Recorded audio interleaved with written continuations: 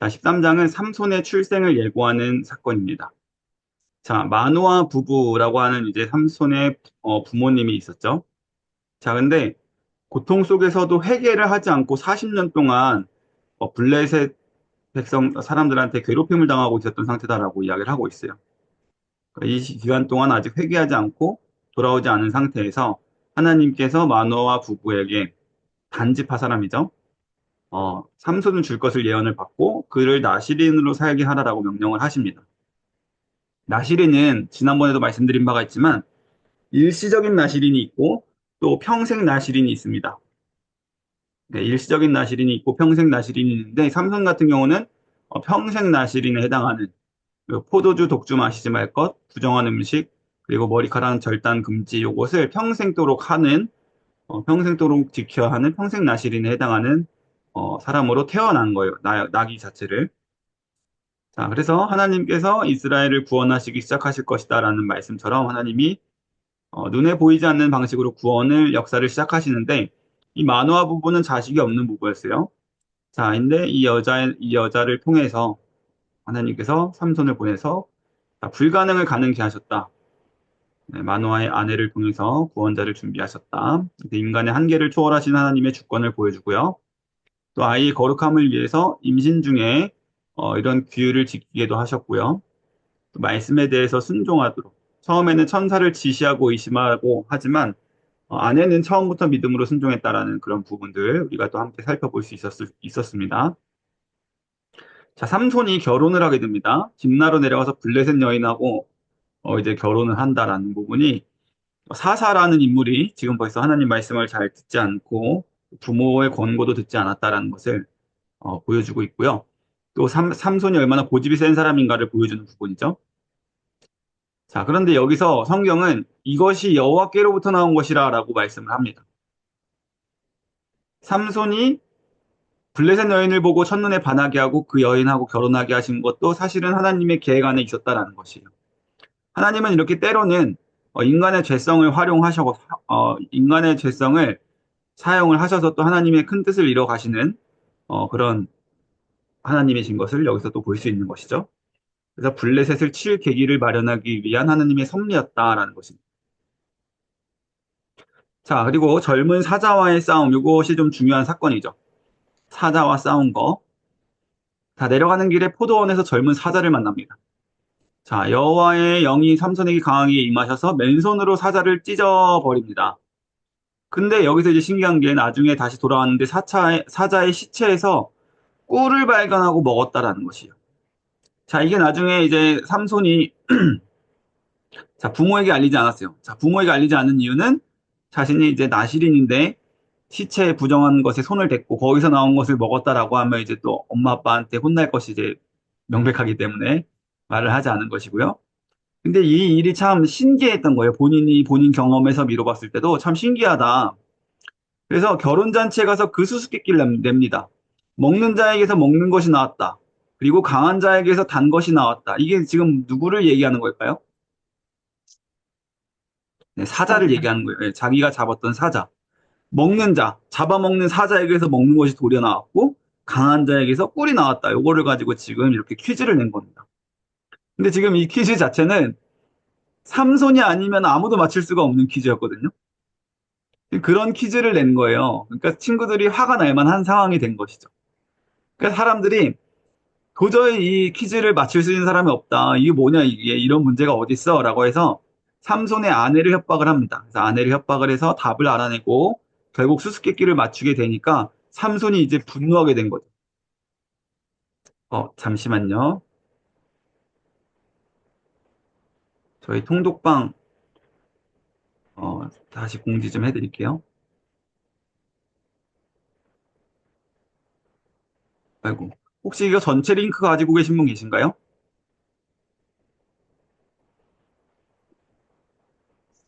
제가 해볼게요. 잠깐만요. 그 단톡방으로 그냥 들어오면 되는데.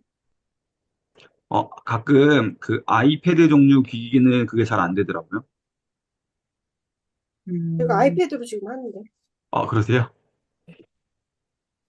나중에 알려주세요. 아니, 그냥 이걸로 그냥 치고 들어오면 되던데.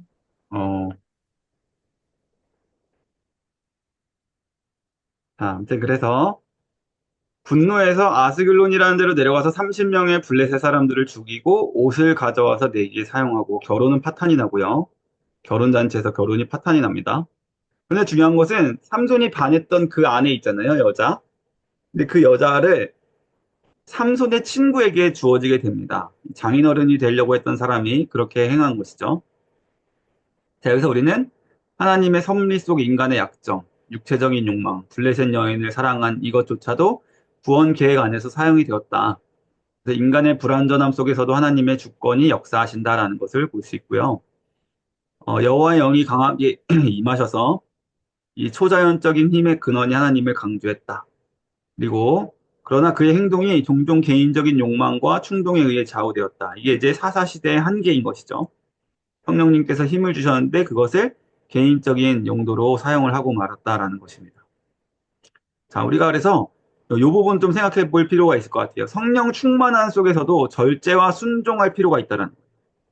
때로는 성령 충만함에 이기지 못해서 다른 사람들을 너무 배려하지 않거나 성령 충만함을 힘입어서 자신의 행동을 다 너무 정당화시킨 경우가 있어요. 그러니까 가끔 너무 신실하신 분들이 그러나 이제 공동체를 다 이렇게 우리가 돌아볼 줄 알고 이것이 정말 하나님의 뜻인가 아닌가라는 분별력을 우리가 분명히 가질 수 있어야만 합니다. 그래서 우리가 항상 성령은 말씀과 동떨어져 역사하시지 않으시는 분이시기 때문에 항상 이것이 성령의 내 뜻인가 아니면 하나님의 뜻인가를 분별할 수 있는 그 정답은 항상 말씀에 있다라는 것이죠. 자, 그리고 삼손의 이 개인적인 분노하는 모습을 살펴보았고요. 그리고 신앙적인 판단보다 감정적인 결정을 따르는 이 모습을 보면서 우리가 경계해야 된다라는 교훈을 볼 수 있겠습니다. 자, 삼손이 이제 15장에서 아내를 찾아갔는데 이미 다른 사람한테 주어졌다라는 사실을 알게 되고 너무 화가 난 거예요. 자기가 결혼잔치가 파탄이 났지만 그래도 나는 아직 그 여자를 사랑하는데 다른 남자한테 자기 친구한테 시집을 보내버린 거예요. 너무 화가 나서 삼손이 여우 300마리 꼬리를 묶어다가 오늘 말씀 보셨죠? 어제죠, 어제. 블레셋 곡식들을 다 불태워버립니다.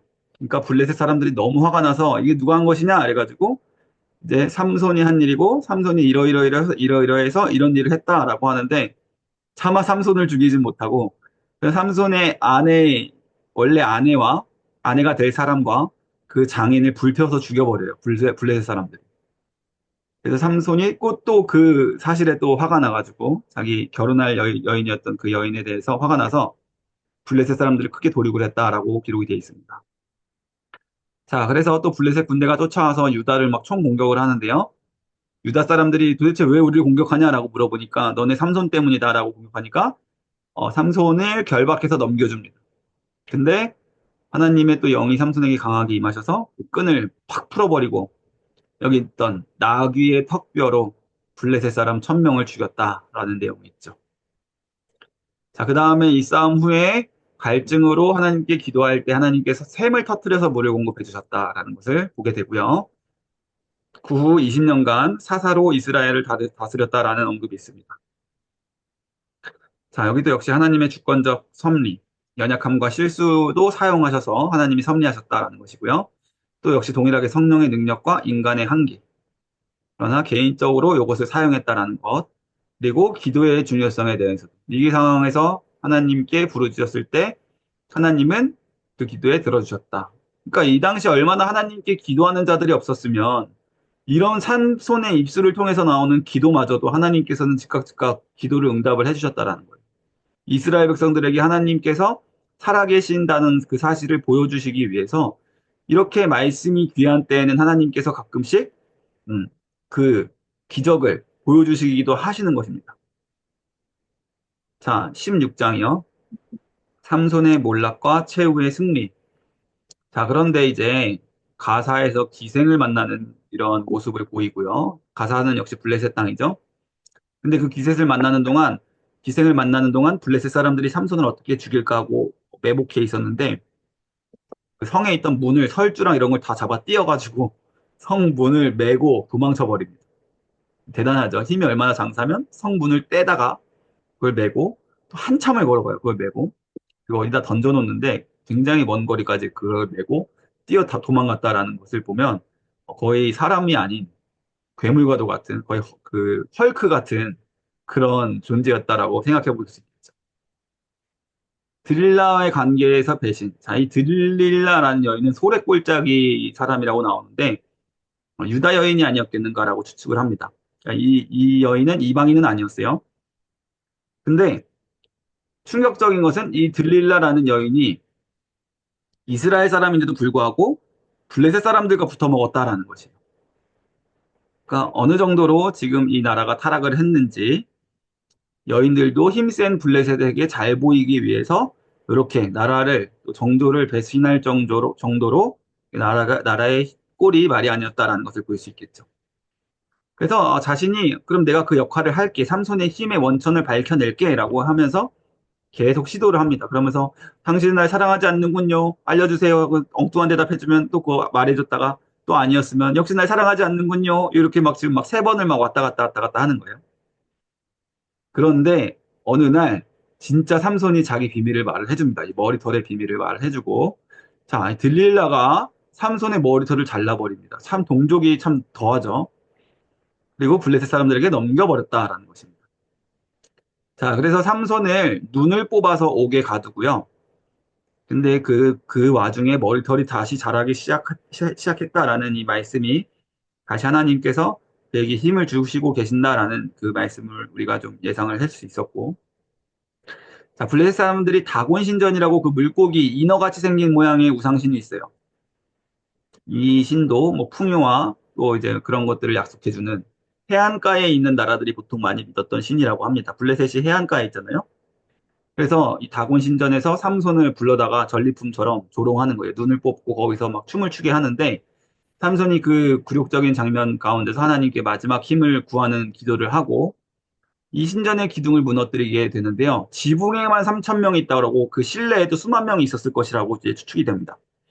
그래서 지붕에만 3천 명 그리고 실내에 있었던 수많은 사람들까지 하면 수만 명의 죽게 됐을 것이다라고 보면서 그가 살아있었을 때 죽인 자보다 훨씬 많았다 이런 말씀이 있었잖아요. 오늘 네, 그 말씀처럼 이렇게 됐다라는 것이죠.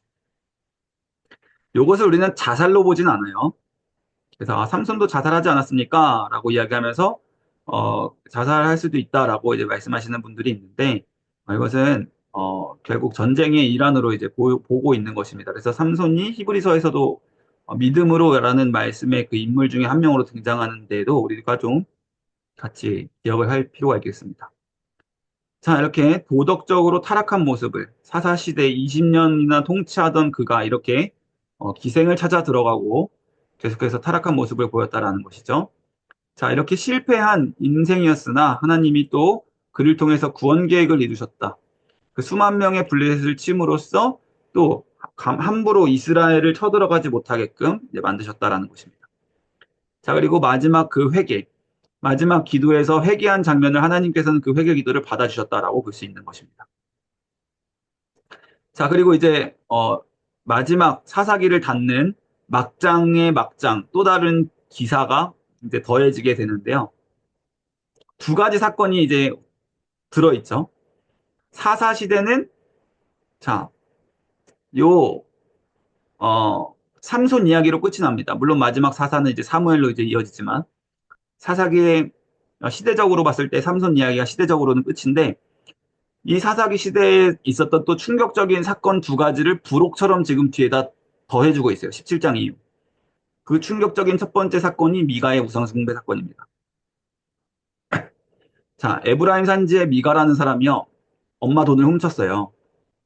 은 1,100냥을 훔쳤습니다. 그리고 다시 돌려줘요, 엄마한테. 이것도 참 신기한 일이죠. 그리고 엄마는 그 은으로 신상을 만듭니다. 기뻐하면서 하나님이 찾아주셨다 뭐 이런 말씀 있죠. 신당을 만들고 또 에봇과 드라빔을 만듭니다. 그리고 자기 아들 중 하나를 제사장으로 삼습니다. 자, 얼마나 말씀이 없던 시대였나 이런 것을 이제 볼 수 있겠어요. 자, 근데 그 당시 이제 베들레헴 유다에서 온 젊은 레위인이 이 미가의 집에 하루 머물게 됩니다. 그러자 이제 미가가 제사장 우리가 다 페이를 줄 테니 우리 집에서 제사장이 되어다오라고 얘기했을 때 이 레위 사람이 기뻐했다라는 것도 충격이에요. 이 어떻게 보면 오늘날의 사역자의 모습이라고도 볼 수 있는 이 사람이 기뻐했다. 이제 내 모든 어, 의식주가 다 해결이 되겠구나. 기뻐했다라는 것이죠. 나중에 또 더 치사한 모습을 보이죠. 자, 여기서 우리는 종교적인 혼합주의에 대해서 이제 먼저 살펴볼 수 있겠고요. 영적인 지도력의 부재. 이 레위인의 모습을 통해서 영적인 지도력이 없었구나. 아예 레위인들조차 저 모양이니 다른 백성들은 볼 필요도 없었겠구나라고 볼 수 있는 것이죠. 그리고 하나님 말씀에 대한 무지. 이가 레위인 모두가 그것을 좋게 여기고 자의적으로 해석했다라는 것이 말씀이 없었던 시대라는 것을 이제 너무나 잘 보여주는 것입니다. 하나님 말씀이 없는 곳에서는요, 말씀을 읽지 않으면 우리 신앙은 언제든지 자의적으로 변할 수밖에 없어요. 그것을 우리가 늘 경각심을 가지면서 오늘도 우리가 말씀을 읽는 이유가 되는 것이죠. 우리 신앙을 바른 신앙으로 만들어가기 위해서. 18장. 자, 그런데 단지파가 이제 정탐을 나옵니다. 자, 이 단지파는요, 하나님께서 이들에게 주신 땅이 있었어요. 원래 지파의 땅 분배를 해주실 때 그렇게 썩 좋은 땅은 아니었던 거예요. 이 사람들이 보기에. 사실로 원래 있었던 이들의 땅은 조금 척박한 편이었다고 합니다. 그러니까 이 단지파가 이 땅을 마음에 안 들어 한 거예요. 하나님께서 주신 기업이 마음에 들지 않았던 거예요. 그래서 여기저기를 두루두루 돌아다니는 시간을 많이 가져요. 이 단지파가. 자, 그런데 이제 여기서 라이스 지역이라는 곳을 발견합니다. 이 땅 좋은데? 자, 그리고 이 라이스 지역으로 가는 도중에 미가의 집이 있었어요. 아까 우리가 앞장에서 봤었던. 그리고 미가의 집에서 그 집에 있던 레위 제사장을 만나서 또 고용합니다. 네가 한 집안의 제사장으로 있는 것보다 온 지파, 우리 단지파 전체 제사장으로 있는 것이 좋지 않겠냐? 우리가 널 고용할게. 라고 하니까 또 레위가 이 레위 사람이 너무 기뻐하면서 거기를 이렇게 쫄래쫄래 따라가는 모습을 보여주는 거예요. 그래서 와, 정말 본인은 생각했겠죠? 와, 개 탔다. 로또 맞았다. 이제 막 너무 좋아하면서 이제 따라갔겠죠? 자, 이 600명의 무장한 단지파가 잘 살고 있었던 라이스 지방의 사람들에게 가서 이제 다 빼앗아 가게 되는 거. 근데 그 길에 미가의 집에 들려서 뭘 가져오냐면 우상을 가져가고요. 아까 말했던 그 레위인 강제로 데려가고요. 또 여러 가지 모든 것들, 집기들까지 다 가져갑니다. 근데 600명이 힘이 셌기 때문에 굴복할 수밖에 없었고 단지파가 라이스 땅을 공격하고 점령해서 그 땅을 단이라고 명명을 합니다. 이제 이 부분이 이제 중요한 것이죠. 여기가 이제 이스라엘의 최북단 땅이 되는 거예요. 단. 우리가 보통 이스라엘의 영토를 최남단이 브에세바고요. 최북쪽이 단이라고 하는데 그때 단이 원래 여기 이 라이스 지역이었다라는 것이죠. 단지파가 원래 하나님께서 주셨던 기업을 마음에 들어하지 않고 점령해서 세운 그 땅이 이제 단이 된 거예요. 여기서 나중에 성서 탐방, 지리 탐방 가시면 아시겠지만 여기는 막 물이 철철철철철철 넘쳐요. 진짜 여기는 이스라엘 같지가 않아요. 무슨 저희 시골 제천에 무슨 천 뭐 이런 데 같아요. 막 안양천 뭐 이렇게 막 샘이 막 흘러 넘칩니다. 그래서 이 나중에 이 단이라는 땅이요. 우상 숭배의 중심지가 됩니다. 물과 모든 풍요로움이 넘쳐나는 그 땅에 가장 모든 이방 신들을 다 모아놓고 큰 신전을 만들어 놓습니다. 로마 시대 때. 신약에서도 사람들이 거기 가서 숭배하고 이 단이라는 이 땅이 굉장히 악한 땅으로 묘사가 됩니다. 자, 앞으로 계속 성경에서. 자, 그래서 실로의 하나님의 집은 여전히 있었는데요. 사람들은 계속 다 자기 소견에 오른 대로 자기대로 멋대로 각자 이렇게 우상신들을 섬기면서 나름 종교 생활을 해왔다라는 것이에요. 자, 역시 영적 지도력의 부재, 우상숭배 확산, 하나님의 뜻을 무시한 자기중심적인 결정. 이렇게 단지파는 하나님이 정해주신 땅 대신 자신들이 선택한 땅을 차지했다라는 부분이요. 자, 이제 또 두 번째 사건이죠. 두 번째 기사. 충격적인 두 번째 사건. 레위인의 첩과 기부와의 범죄. 자, 레위인에게 첩이 있었다라는 사실 자체가 일단 충격이죠. 네, 레위인에게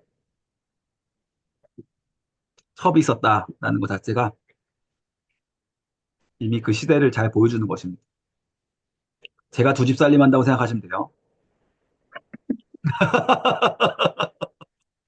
큰일 날 일이죠. 자, 근데 이 레위인의 첩이 행음을 했대요. 무슨 행음을 했는지는 정확하게 나와 있지 않은데, 그래서 이제 레위인이 너무 화가 났는데 도망가요. 베들레헴으로 도망가고, 또 레위인이 가서 막 사정사정해서 화해해서 데리고 와요, 이 첩을. 참 멋있죠. 로맨티스트입니다.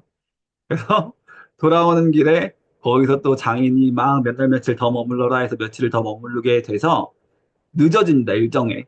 그래서 기브아라는 땅에 가서 해가 저물어서 결국 베냐민 지파의 기브아 땅에 가서 머물게 되는데 여기서 아무도 그를 맞아주지 않아요. 자, 이 사람들의 민심도 너무 팍팍했다라는 것을 일단 볼 수 있고요. 근데 다행히 한 노인이 그들을 우리 집에 가자. 우리 집에 가면 먹을 것도 있고 너희들을 따뜻하게 맞아주겠다. 그나마 한 노인이 젊은 사람들 아무도 맞아주지 않았는데 그래서 데리고 갔는데 그 이 기바의 불량배들이 이제 내놓으라고 요구를 합니다. 우리가 그와 상관하겠다. 마치 옛날 그 어디죠? 소돔과 고모라 멸망했던 그 모습처럼 레위인을 내놓으라고 요구하는 거예요. 그러니까 동성애 행위를 하려고 했다라고 이제 보는 것이 일단 정설이고요. 두 번째로는 이제 뭐 동성애라기보다는 그를 뭐 굴욕을 주어서 자신들의 어떤 입지, 강한 입지를 불량배로서의 뭐 그런 걸 보여주려고 했다라는 뭐 그런 해석도 있고요. 어쨌든 여자가 아니라 남자를 내놓으라고 했다라는 것이에요. 자, 그러니까 이제 노인이 제발 그러지 말고 내 처녀 딸들을 데리고 차라리 만족해라, 막 이런 식으로 말을 합니다. 그런데 레위인과 함께 그 첩을 대신 내어줬다라는 거예요. 이것도 좀 충격이죠. 자기 첩을 내어줬다. 그리고 불량배들이 밤새 첩을 능욕하고 결국 이 죽은 첩이 문지방을 붙잡고 죽어요. 문지방 쪽을 향해서 이제 거의 막 어쨌든 끔찍하게 죽임을 당하게 되는데요. 레위인이 그것을 너무 보고 죽어있는 첩을 보고 분노를 했다라는 거예요. 지금 이 상황들이 너무 막장이라서 지금 현실적으로 다가오시지가 않죠. 이게 무슨 일이야 도대체. 그래서 레인이 또 칼을 들어서 그 시체를 12조각으로 나눴대요. 그리고 12지파에 나눠줬답니다. 이 사건을 알렸다고 합니다. 그러니까 이제 사람들이 이스라엘의 전무후무한 이런 일은 이전에 한 번도 들어본 일이 없다라고 이제 충격을 받는 내용이 오늘 나왔었죠. 자, 얼마나 지금 도덕적으로 많이 심각하게 타락해 있는가라는 것을 보여주는 사건 두 번째 기사입니다. 레위인이 타락했다. 그리고 공동체가 책임을 지지 않으려고 했다라는 것이죠. 자, 그래서 어쨌든 그 사건을 이제 보고 충격을 받은 각 지파의 대표들이 모여서 이 사건을 어떻게 처리할까를 이제 조사와 또 이제 결정을 하게 됩니다. 그래서 여기 또 나오죠. 단에서 부엘세바까지. 온 이스라엘이 다 모였다라는 것입니다. 부엘세바에서 단까지. 그리고 길르앗까지. 온 이스라엘 자손이 미스바에 모였다. 이 미스바는 이 넓은 광활한 영토를 가지고 있는 곳이에요. 그래서 광활한 광야를 가지고 있는 곳이고 사람들이 모이기에 좋은 장소였고 나중에 이제 사무엘 시대 때는 이제 영적인 부흥 집회 대현장이 되는 것이죠. 자, 이 사건을 이제 레위인이 자신의 첩에 이렇게 능욕당하고 죽었다라는 것을 이야기를 해주고 이 이스라엘 백성들이 그래도 이 사람을 처벌을 해야 된다라고 이제 결심을 합니다. 근데 베냐민 지파에게 불량배들을 넘겨라, 기브아 사람들 넘겨라라고 이야기하는데 베냐민 지파가 이것을 거부해요. 그리고 오히려 기부아를 방어하기로 결정합니다. 그럼 이제 전쟁이죠, 남은 것은. 그러니까 여기서도 볼 수 있는 것이 지파들 간에 어떤 윤리, 도덕 이런 것 문제 전혀 없이 니네가 뭔데? 약간 이렇게 서로 다 너무너무 따로 분리되어 있는 그런 모습을 보였다라는 것을 볼 수 있겠어요. 근데 40만 명이 연합군이 기부아를 공격하는데 이때 베냐민 군대가 26,700명이라고 나오거든요. 근데 첫날 22,000명이 죽었대요. 그 둘째 날은 18,000명이 죽었대요. 이게 어떻게 가능한 일일까요? 상대 군인은 26,700명밖에 안 되는데 자기들보다 더 많은 사람들이 지금 첫째 날, 둘째 날 죽어간 거거든요. 하나님께서 이스라엘 백성들을 돕지 않으셨다라고 이제 보는 것입니다. 이제는 이방인들의 손을 들어서 이스라엘을 치신 것이 아니라 자기 민족들 가운데 서로 이렇게 치시게 냅뒀다라는 거예요, 하나님께서. 이게 굉장히 충격적인 일이라고 볼 수 있는 거예요. 자기들끼리 싸울 뿐 아니라 이 많은 40만 명이나 되는 대군이 요거 하나 이기지도 못했다. 하나님께서 사사기 시대 때마다 말씀하시는 재앙을 그들에게 내렸다라고 이제 말씀을 하시는데 싸워서 지게 하신다라는 게 계속 나오거든요. 그러니까 40만 명이 2만 6천 명한테 이렇게 졌다는 건 하나님이 그들에게 재앙을 내리셔서 지게 하셨다라는 것입니다. 그러니까 이제 이스라엘 백성들이 회개를 하고 하나님께 금식하면서 화목제와 번제를 이제 드리게 됩니다. 네, 하나님께서 이 기도를 그래도 받아주셨어요. 이스라엘 백성들 뭐 여호와를 알지 못하는 세대지만 하나님이 그래도 이 회개 기도를 받아주셨다는 거예요. 그래서 내일은 내가 그를 내 손에 넘겨주리라라고 약속을 하시고 매복 작전해서 베냐민 군대를 격파해서 거의 다 죽이죠. 26,700명 중에서 25,100명 죽였으니까. 그럼 남은 사람이 몇 명이죠? 여기 나오죠? 600명입니다. 600명. 겨우 600명 살아남았다라는 거예요. 그러니까 무장을 할 수 있는 남자들 중에 600명 살아남을 수 있다라는 것입니다. 그렇다는 얘기는 남자가 씨가 말랐다는 이야기죠. 근데 게다가 이스라엘이 이 기브와 성읍 그리고 주변 성읍들 다 불태우고 모든 생명을 다 진멸했습니다. 이 말은 도망간 600명 말고는 살아남은 사람이 아무도 없었다라는 것이에요. 그러면 이 베냐민 사람 600명만 살아남고 다 죽었다라는 것이거든요. 그러면 이 지파는 이제 자연적으로 없어져야 되겠죠. 이제 그 장면이 이제 그 뒤에 이어지게 됩니다. 자, 그 공동체 죄에 대해서 책임이 있다라는 거, 회개했을 때 하나님이 응답하셨다라는 것, 그리고 교만했던 베냐민 지파를 하나님이 멸망하게 하셨고, 또 뭐 폭력적인 이런 악순환의 모습을 우리가 볼 수 있었고요.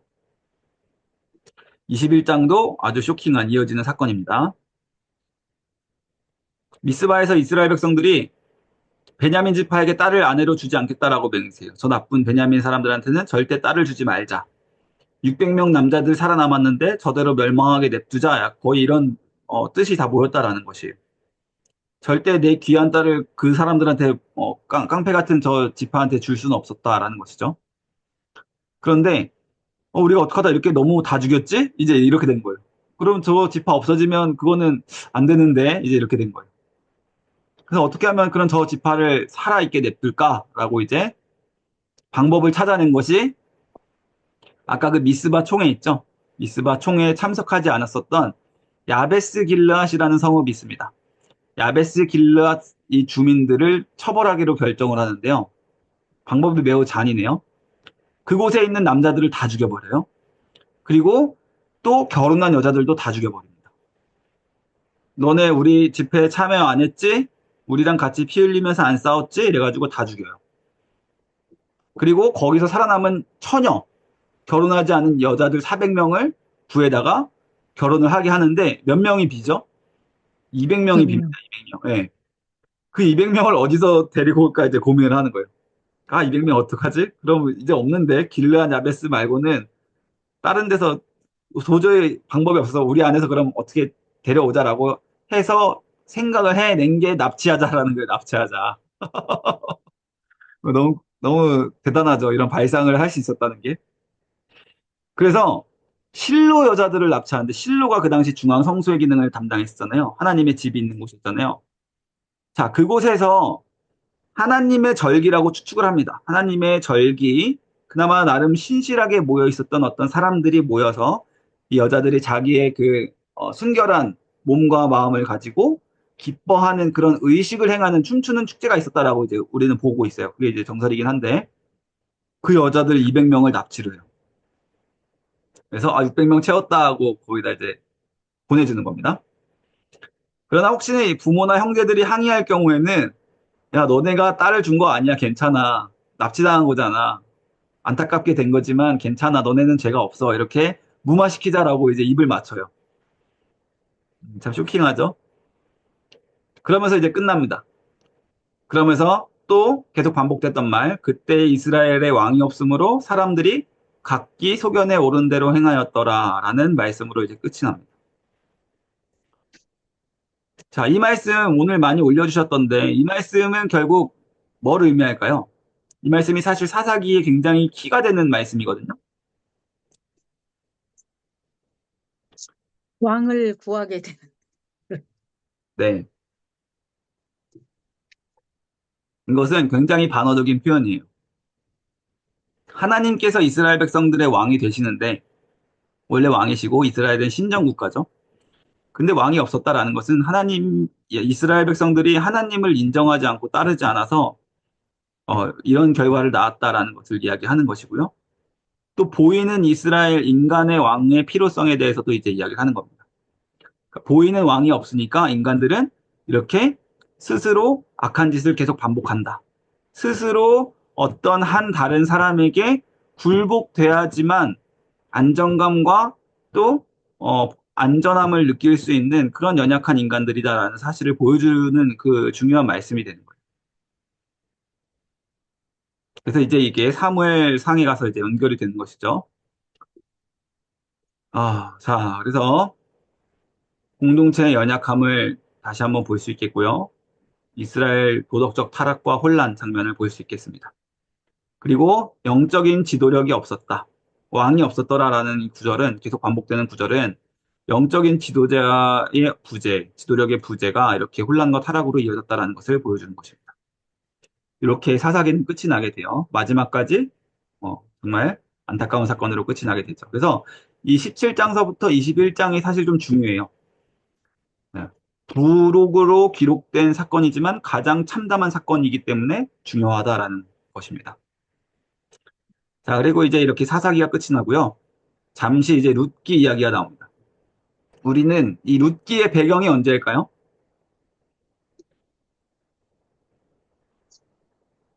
룻기 사사기 전. 네. 사사기 초반기로 보고 있어요. 그러니까 이때도 이미 사람들이 방황하고 자기들 마음대로 살 때였거든요. 그래서 우리는 이때 어떻게 그렇게 악했던 시대에 이런 인물이 나올 수가 있었지라는 또 신기한 어, 관점을 갖게 되는 책이에요. 그래서 사사기의 그 끔찍하고 참담했던 내용을 보다가 갑자기 룻기를 보면요. 하나님이 그래도 이 시대 가운데 남겨진 사람들을 구별해 놓으셨다라는 것을 우리는 보게 되는 거예요. 그래서 그 끔찍한 세대 가운데 이 룻기와도 같은 또 룻기와 결혼하는 보아스 같은 사람들 이런 사람들을 남겨 놓으셔서 다윗의 약속된 자손이 오실 수 있게 그 아무리 악한 시대에도 남겨진 자들을 하나님이 보호해 오셨다라는 것을 우리가 보일 수 있는 그게 가장 포인트입니다. 룻기는. 룻기는 우리가 시어머니한테 어떻게 잘해야 되는지 며느리로서의 덕목을 알려주는 책이 아니라 하나님께서 예, 그 악한 세대에도 이렇게 남겨진 자들을 예비하셨다라는 게 포인트예요. 근데 이제 가끔 이제 룻기 이야기하면서 며느리들한테 막 호통치시면서 설교하시는 분들이 있는데 그거는 각자 가정의 몫으로 남기고요. 자, 이제 나오미와 룻의 여정입니다. 자, 기근으로 아내 나오미와 함께 두 아들과 모압 땅으로 이주하게 됩니다. 이 모압 땅, 이방 땅으로 이주했다라는 것이죠. 하나님께서 주셨던 약속의 땅을 떠났다라는 것이에요. 자, 그리고 그 남편의 이름이 엘리멜렉입니다. 근데 갑자기 엘리멜렉이 죽어요. 그리고 두 아들하고 이제 나오미랑 같이 살게 되는데 두 아들을 장가 보내는데 또 10년 뒤에 아들들도 다 죽어버립니다. 너무나 끔찍한 일이죠. 자, 그래서 오르바라라는 첫째 며느리가 있고요. 또 오늘 주인공에 해당하는 룻이라는 둘째 며느리가 있습니다. 자, 그래서 이제 남편들이 다 죽었으니까 시어머니가 너희들 그럼 친정으로 돌아가라. 어차피 난 이제 돌아갈 거다. 다시 유다 땅으로 돌아갈 건데 너희들 같이 갈 필요 없다라고 하는데 그래서 그 말을 듣고 오르바는 다시 이제 뉴 라이프를 꿈꾸면서 고향으로 돌아가고요. 룻은 그런데 나오미를 따라갑니다. 신기한 여인이죠. 이해되지 않는 여인입니다. 이해되지 않는 여인. 그러니까 이때부터 이해되지 않는 신앙을 그 안에 가지고 있었다라는 것이에요. 그래서 이제 유명한 고백을 합니다. 어머니의 백성이 나의 백성이 되고 어머니의 하나님이 나의 하나님이 되시리니라는 이해되지 않는 고백, 엄청난 고백을 하는 것이죠. 인간적으로 봤을 때. 자, 그래서 베들레헴 도착하니까 사람들이 나오미 너 모압 땅 간 거 아니었어? 어쩌다 이렇게 된 거야? 가족들 다 어디 갔어? 이제 이렇게 된 것이죠. 그러니까 나오미가 아니야. 나 이제 나오미라고 부르지 마. 기쁨이라는 나오미라는 뜻 나한테 어울리지 않아. 나는 이제 마라라고 불러줘. 그 마라의 쓴물 사건 우리 기억나시죠? 출애굽 사건. 그 마라가 쓰다라는 뜻이거든요. 내 인생은 너무 써. 나는 이제 내 인생은 완전 이렇게 안 좋게 끝이 날 것 같아. 그냥 나 마라라고 불러줘라고 이제 고통을 토로합니다. 자, 이 신실함과 헌신에 대해서 우리가 생각을 해볼 수 있겠고요. 역경 속에서 이러한 시대 가운데서도 하나님이 신앙을 주시는 자들이 있었다라는 것이죠. 그리고 이 기근과 사별이라는 아주 극심한 고난 가운데서 하나님은 그 가운데서도 구원 계획을 준비하고 계셨다라는 것입니다. 이방인을 통해서도요. 자, 그런데 이제 이 두 여인이 베들레헴에 왔는데 막상 뭘 해먹고 살 수 있겠습니까? 그 당시 여인들 두 명이 나이 많은 여인과 또 젊지만 시어머니 옆에 붙어서 결혼할 마음이 없는 이 젊은 아무것도 모르는 순진한 여인이 둘이서 뭔가를 이제 밥벌이를 해야 되는데 이 루시 참 성품이 진짜 착한 것 같아요. 원래 이 당시 그런 젊은 여자들은 그럼 결국 어쩔 수 없이 창기가 되거든요. 그런데 그런 길로 가지 않고 끝까지 이 자신에게 있어서는 이방 땅이죠. 이 유대인들의 그 율법을 잘 따릅니다. 그러면서 아, 살 길이 있구나. 내가 이삭을 주워다가 나랑 우리 시어머니를 공양을 해야겠다라고 이 착한 마음을 먹게 돼요. 자, 그러다가 이제 나오미가 보아스라는 사람을 이제 이야기를 합니다. 그래서 그 사람이 경제력이 있으니까 그 사람의 밭에 가서 이삭을 줍자라고 이제 결심을 하게 됩니다. 그리고 보아스와 이제 룻이 처음으로 만나게 되고요. 서로의 이제 정체를 알게 되고 또 룻이 얼마나 헌신적인 며느리인가를 알게 되고 이제 보아스가 호의를 베풀게 됩니다. 그래서 이삭을 다 줍고 그리고 종들한테도 이삭을 절대 다 떨어지는 것들을 챙기지 말고 다 냅둬라. 저 여인이 챙기고 갈 수 있게 하라라고 호의를 베풀어 주죠. 그래서 이제 룻이 너무 감사하는 표현을 하고요. 또 추가적인 배려, 다양한 아까 말씀드렸던 언제든지 와가지고 언제든지 원하는 시간에 떨어진 것을 다 당신에게 주겠다라고 이제 호의를 아주 많이 베풀어 줍니다. 자, 그리고 이제 그 풍성하게 가져온 것을 가지고 나오미랑 이야기를 하죠. 자, 그래서 나오미가 이제 얘기를 해줍니다. 그가 기업을 물을 수 있는 자다라는 거예요. 자, 이게 뭘까요? 기업 물을 자. 이게 아주 굉장히 중요한 표현인데요. 고엘 제도라고도 우리가 어려운 말로 표현을 하는데 지금 나오미 같은 경우에는 남편이 죽었잖아요. 그래서 온 집안이 남편인 엘리멜렉의 어, 가문 안으로 들어간 것이거든요. 여인이 이 나오미가. 근데 엘리멜렉도 죽었고 엘리멜렉의 두 아들까지 죽었기 때문에 이 가족들은 이제 모든 재산이 아마 자기가 가지고 있었던 나오미가 예전에 모압 땅을 떠나면서 가지고 있었던 그 땅까지도 저당이 잡히게 될 것이고요. 아무것도 이 사람들의 그 재산을 지금 보호해 줄 수 있는 사람이 아무도 없다라는 거예요. 이 사람의 생존권뿐만이 아니라 이 땅마저도 엘리멜렉이 소유하고 있었던 베들레헴 땅마저도 이제 다른 사람들에게 저당이 잡혀서 팔려나가게 될 처지가 됐다라는 거예요. 왜냐하면 이 사람들이 지금 이삭만 먹고 살고 있지는 않았을 것이거든요. 그러니까 우리가 현실적으로 이것을 좀 생각해 볼 수 있어야 합니다. 이 사람들에게 땅이 있었다라는 거예요. 우리 뒷부분에 또 나옵니다. 자세하게. 그 땅을 저당을 잡아서 근근히 먹고 살면서 그럼에도 좀 부족하니까 이제 룻이 이삭을 주었다라고 우리가 현실적으로 바라볼 수 있어야만 하는 것입니다. 그런데 도대체 우리 땅이 없으면 이제 우린 진짜 이제 죽는데 이 문제를 누가 해결해 줄 수 있을까 하고 보니 이 고엘제도라는 게 이제 생각이 난 거예요. 고엘제도 안에는 친족 중에 불쌍한 처지에 있는 친척들의 빚을 대신 갚아주고 그러니까 예를 들면 땅을 대신 사주고 이럴 만한 친척들을 구해서 그 사람들에게 부탁을 하는 거거든요. 근데 이 보아스가 이렇게 친절한 사람이구나, 나이스한 우리 친척이 있었구나라는 사실을 듣고 그럼 보아스에게 부탁을 해보자라고 이제 이때 나오미가 결심을 하게 된 것입니다. 그래서 이제 룻을 시켜서 보아스에게 이제 잘 보이게 하는 것이죠. 나오미의 계획이 나옵니다. 아주 중요한 계획이죠. 생존 계획. 나오미가 룻의 안식을 위해서 보아스와의 만남을 계획했다라고 이제 이야기가 되어 있습니다. 룻의 안식이라고 하는 것은 룻의 이제 마지막 남은 나날들을 위해서 뭐 이렇게 볼 수 있겠어요. 보아스를 만났을 때 어떻게 하고 이런 것들을 막 세밀하게 알려주세요. 그리고 타작마당에 가서 보아스가 쉬고 있는, 그러니까 오늘날로 따지면 이제 농막 같은 데 있죠. 그때 보아스 발치에 누워 있어라라고 이야기를 합니다. 우민데 이거 제가 오타예요. 자, 그리고 이제 보아스가 깜짝 놀라서 누구냐라고 물어봤는데 알고 보니까 룻이었다. 그래서 룻이 보아스에게 이러이러해서 내가 당신의 발치에 누워 있었습니다라고 해서 우리 가족을 살려주십시오라고 이제 요청을 한 거예요. 근데 이제 보아스는 나이가 많은 남자였거든요. 룻에 비해서.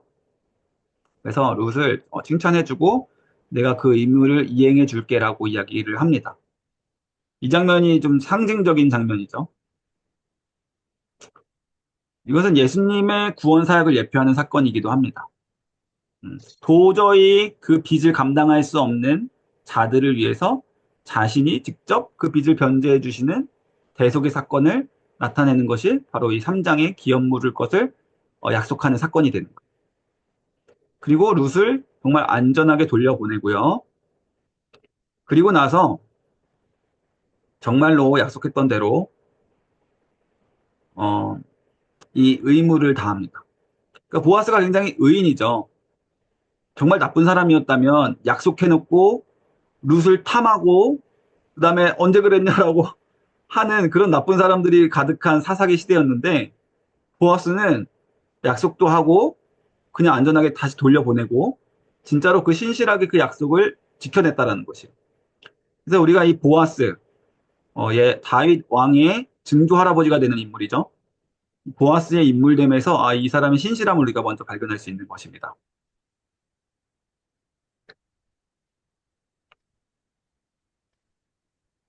자, 어쨌든 그래서 룻이 다녀와서 나오미에게 보고를 하고요.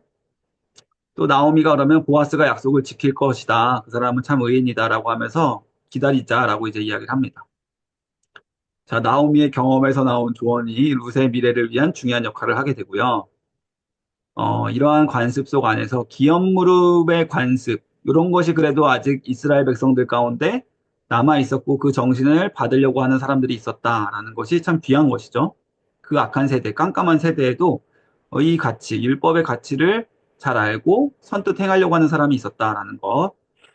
그리고 이 룻의 정결함과 심실함이 그 사람의 마음을 움직였다. 하나님께서 이 두 사람을 만나게 하셨다라는 것이죠.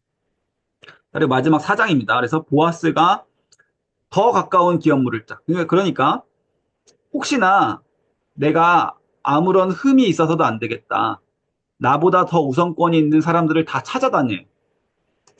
그러니까 이 모습도 율법의 완전함을 본인이 지키려고 하는 그런 모습이 되겠죠. 그래서 더 가까운 친척들한테 물어 다닙니다. 그래서 자, 땅의 물음. 이게 아까 말씀드렸던 그거예요.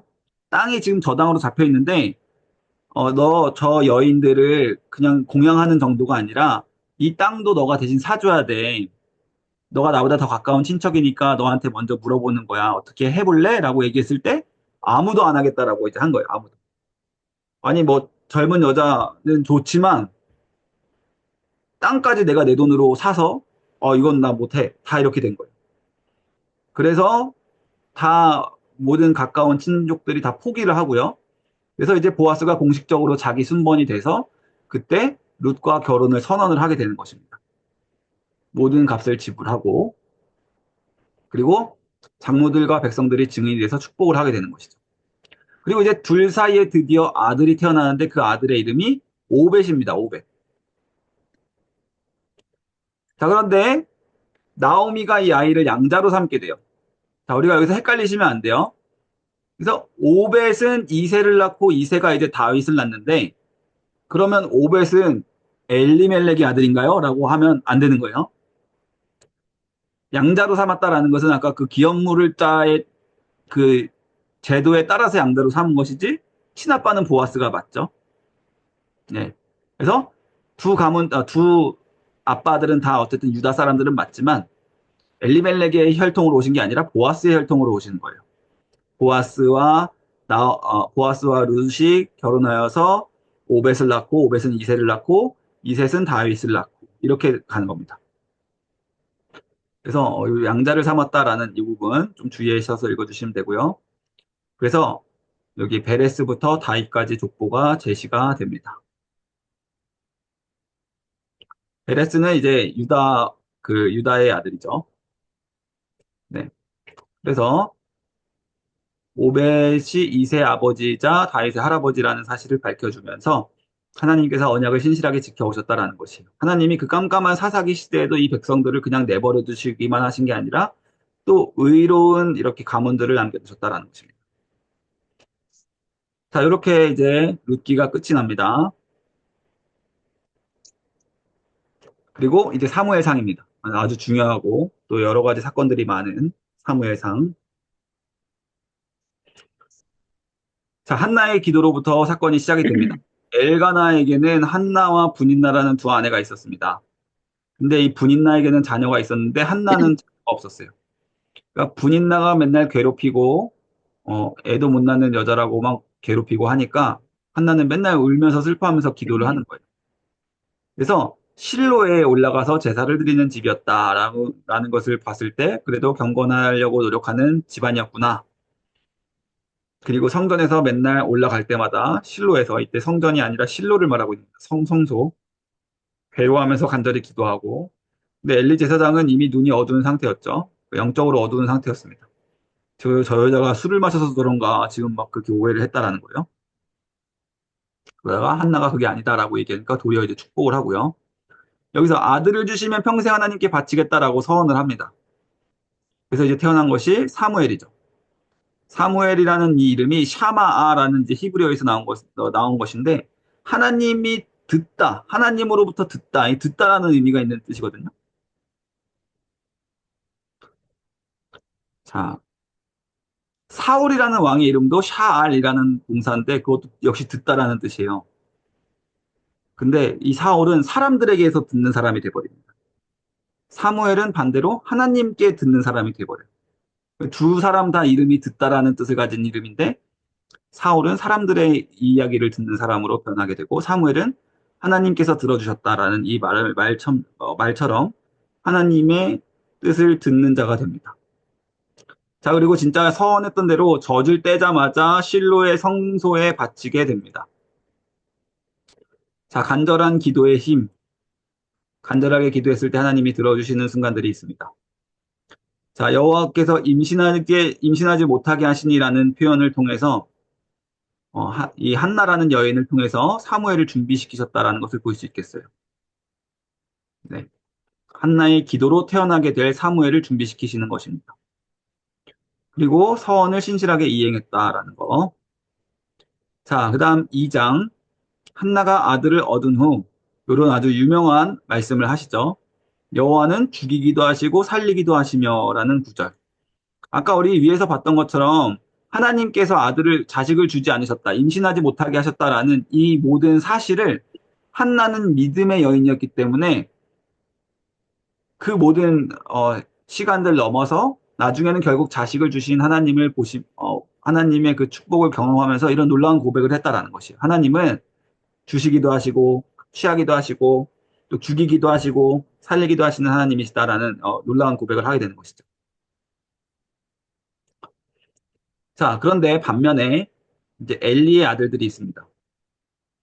제 기도 제목 중에 하나가 제가 엘리처럼 되지 않게 해주세요라는 기도 제목이 있는데 자식 교육에 실패한 거예요. 애들을 너무 싸고 돈 거죠. 혼낼 때 혼내고 가르칠 거 가르쳐야 되는데 거기서 이제 실패한 것입니다. 그러니까 애들들이 이제 너무 버릇없게 컸어요. 근데 거기다가 자신들이 부여받은 그 제사장의 직분까지 있으니까 이제 직분 남용을 한 거죠. 어떤 악행을 하냐면 그 성소 안에서 봉사하던 여인들을 범해요. 성소 안에서. 그리고 하나님께 드릴 성물을 자기들이 취해서 먹습니다. 개인적으로. 하나님께 드리기로 한 전제물은 번제는 다 태워서 하나님께 드려야 되는데 그런 거 그냥 무시하고 맛있는 고기 구웠네 라면서 막 다 집어먹고 이랬다라는 거예요. 자, 그래서 하나님의 사람이 엘리에게 와서 그 가문에 대해서 심판을 선포하는데 엘리는 그래도 자기 잘못을 알고는 있었는데 성정이 약한 사람이었던 것 같아요. 고쳐 먹어야 되는데 고쳐 먹진 못했습니다. 자, 그리고 하나님이 그때 예언을 하시는데 너 말고 내가 나를 위해서 충실한 제사장을 일으킬 것이다라는 구절의 말씀을 주십니다. 자, 그래서 영적 지도자가 얼마나 이 사사시대 마지막까지 이렇게 지도력이 없었나. 타락해 있었나라는 것을 이제 보여주시는 것이고요. 자, 이제 사무엘을 불러내십니다. 하나님께서.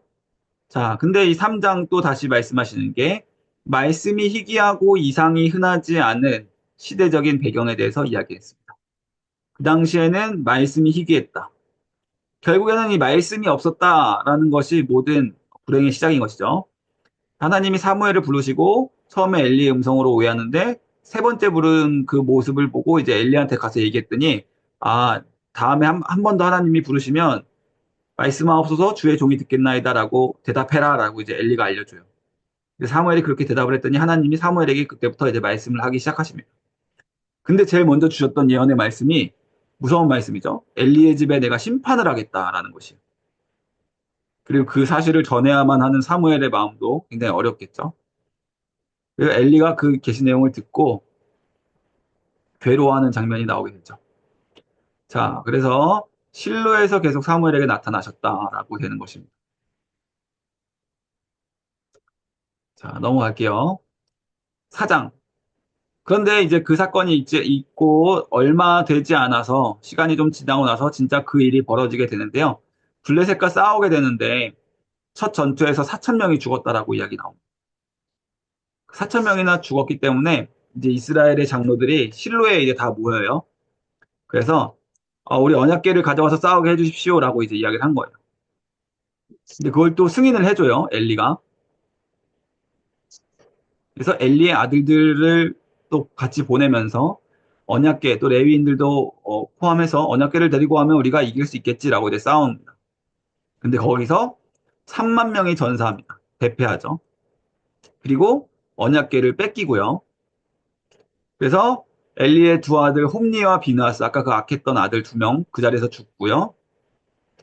엘리가 그 소식을 듣고 의자에서 넘어져서 목이 부러져서 죽고요. 그 홈리와 비느하스의 아내 중에 한 명이 이가봇이다라고 이제 외치면서 죽어요. 하나님의 영광이 떠났다라고 이제 외치면서 죽게 되는데 여기에 이제 나와 있지 않은 또 중요한 사실 하나가 실로가 완전 파괴됩니다. 성소. 그러니까 블레셋이 실로까지 쳐들어와서 성소를 다 파괴하는 거예요. 그래서 이때부터 중앙 성소가 없어지는 것입니다. 네, 그래서 사무엘이 이곳저곳 순회 선교를 해야 될 수밖에 없었던 이제 그 상황이 이때부터 펼쳐지는 것입니다. 언약궤 뺏겼죠. 중앙성소 다 파괴됐죠. 그러니까 실로가 실로로서의 기능을 못하게 되는 거예요. 이 형식적인 신앙에 대해서 우리가 좀 생각을 해볼 수 있겠습니다. 아, 저 언약궤만 있으면 우리가 이길 수 있겠지. 내가 십자가만 우리 집에 걸어놓으면 왠지 내 마음이 편할 것 같아. 내 차에 왠지 십자가를 걸어놔야지만 내가 안전운전할 수 있을 것 같아. 요런 어떤 보이는 것들에 대한 이런 집착을 우리가 좀 버려야 된다는 것을 생각해 볼 수 있겠어요. 하나님과의 관계보다 더 중요한 것은 없습니다. 종교적인 상징물에 의존하는 그 모든 것들은 다 잘못된 태도입니다. 자, 그래서 우리가 십자가를 볼 때도 예수 그리스도의 우리의 그 희생과 대속의 은혜 그것을 기억을 해야 하는 거지 마치 십자가가 날 지켜줄 것처럼 그 형상에 우리가 의존하면 안 된다라는 것이죠. 자, 그리고 이제 5장 사건이 언약궤를 뺏어간 블레셋 이야기가 나오는데요. 다곤 신전, 아까 봤었던 그 물고기 인어같이 생긴 그 다곤 신전에 갖다 놓는데 엎드려져 있고요. 그 다음 날에는 머리와 손목이 끊어져 있습니다. 그래서 다곤 제사장들이 이제 이건 무섭다라고 해서 문지방도 밟지 않게 되는 그런 이야기가 들어 있습니다. 그리고 나서 또 그 지역에 독한 종기, 그리고 전염병이 이제 일어나게 됩니다. 하나님의 무거운 손이 임해서 큰 혼란이 일어났다라고 이제 이야기 되어 있는데요. 자, 언약궤를 그래서 다시 돌려보내야겠다라는 생각을 하게 됩니다. 이 사람들이. 그래서 7개월 동안 블레셋에 머물게 됐는데 계속 재앙이 반복됐어요. 그래서 이제 제사장들하고 복술자들을 불러다가 자문을 구하는데 이건 이스라엘 백성들이 드리는 속건제를 드려야 되고 그 속건제를 드려서 언약궤를 다시 이스라엘로 돌려보내야만 합니다라고 이제 이야기를 하니까 이제 이 사람들이 준비를 합니다. 그래서 종기 모양 그리고 쥐 모양 이 예물을 준비를 해서 자, 속건제는 하나님의 물건에 대해서 실수로 범해서 뭔가 소실을 하겠거나 아니면 훔쳐갔거나 라고 했을 때 하나님께 용서를 구하는 그런 제도였죠. 그래서 젖나는 암소 2마리, 젖을 물리는 암소 2마리는 새끼들을 떠나는 법이 없대요. 그래서 이 2마리를 수레에다가 끌게 해서 만약에 이 암소들이 새끼들한테 안 가고 저기 이스라엘 방향으로 계속 가면 이건 하나님의 뜻이 맞다라고 이제 생각을 하는데 진짜 암소 2마리가 좌로우로 치우치지 않고 곧장 베세메스 방향으로 향했다라는 것이죠. 이스라엘 땅으로 향합니다. 울면서 뭐 울면서 새끼들 걱정하면서 울면서 그 땅으로 갑니다. 근데 이제 베세메스 이제 이스라엘 사람들이 이것을 언약궤를 보고 기뻐하게 되고 이 암소로 번제물을 드리고 또 자신들도 속번제를 드리고 또 블레셋에서 멀리서 따라오던 지도자들도 목격하고 돌아가게 되고요. 자, 근데 이 베세메스 사람들 간에 언약궤를 들여다봤어요, 누군가. 그래서 그 70명이 다 죽임을 당합니다. 언약궤는 거룩한 성물인데 이렇게 함부로 들여다본 죄로 인해서 죽게 됐다라는 것이죠. 그래서 그러면 이 언약궤 어떻게 처분할까? 이 사람들이 이제 도대체 할 수가 없기 때문에 이제 언약궤를 옮겨가 주십시오라고 이제 요청을 하게 되고요. 자, 그래서 기럇 여아림의 아비나답이라는 사람의 집에 안치가 됩니다. 그래서 이 아비나답이라는 사람이 축복을 받게 되죠. 언약궤를. 자, 그리고 또 뒤에 더 자세하게 또 다른 인물이 축복받는 이야기가 나옵니다. 자, 20년 후에 이스라엘 백성들이 여호와를 사모하기 시작하고요. 사무엘이 이스라엘에게 이방신들 제거하고 여호와께 돌아갈 것을 촉구하고요. 그래서 바알과 아스타롯, 이 대표적인 우상신들이거든요. 여호와를 섬기고 이때부터 미스바에서 회개 집회를 이제 열리게 됩니다. 이제 사무엘이 본격적으로 백성들 앞에 나서서 그의 사역을 시작하는 거예요. 자, 그리고 블레셋과 전투에서 승리한 이야기. 여호와께서 큰 노래로 블레셋 사람들을 혼란케 하셔서 승리를 하게 하셨다.